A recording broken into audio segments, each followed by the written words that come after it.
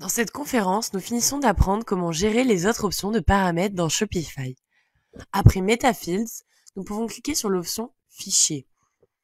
Celle-ci est relativement simple. Tous les fichiers, comme les images, JPEG ou les vidéos, affichés dans notre boutique Shopify seront présentés ici. C'est également ici que vous pouvez ajouter des fichiers de votre propre système d'exploitation, si vous n'avez pas trouvé ce que vous voulez dans la banque d'images Shopify. Pour ce faire, il vous suffit de cliquer sur le bouton de téléchargement de fichiers. Cependant, la résolution de votre fichier ne doit pas dépasser 20 mégaoctets. Sinon, il ne sera pas téléchargé sur Shopify.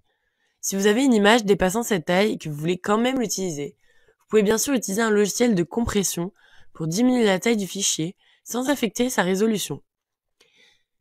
C'est tout pour les fichiers. L'option suivante dans nos paramètres est langue. Ici, vous trouverez toutes les langues prises en charge par Shopify. Et vous êtes autorisé à sélectionner la langue maternelle de tout pays que vous souhaitez couvrir. La langue anglaise est sélectionnée par défaut, mais Shopify peut également détecter la langue en fonction de votre localisation. Souvent, les gens préfèrent l'anglais, parce que l'anglais est une langue universelle. Mais si vous visez un marché très spécifique qui ne parle peut-être pas l'anglais, il est bon de savoir que vous pouvez toujours rendre votre boutique disponible dans la langue qui vous permettra de maximiser vos bénéfices. L'option suivante dans les paramètres est politique.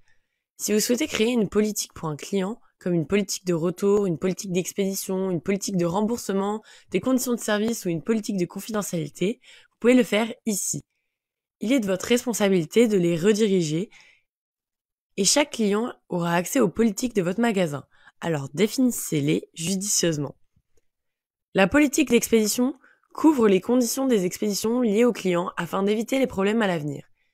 Il peut s'agir de perte de colis, de retard, de politique de retour, etc. Les conditions de service concernent un aperçu des services que vous pouvez fournir aux clients. La politique de confidentialité couvrira la manière dont vous stockez et utilisez les données des clients, comme leur nom, leur adresse, etc. En général, elle devra respecter les normes légales nationales minimales, que vous pouvez trouver en ligne. L'option suivante, dans les politiques et l'information de contact, où nous pouvons fournir aux clients un numéro de contact pour leur demande de renseignements. Ceci est très important de fournir un bon service à la clientèle et d'améliorer la fidélité de vos clients. Cela permet également de s'assurer que votre magasin fonctionne sans problème pour les clients. Si vous avez des doutes sur les politiques des magasins, je vous recommande de regarder en ligne un magasin similaire au vôtre et de voir comment ils procèdent.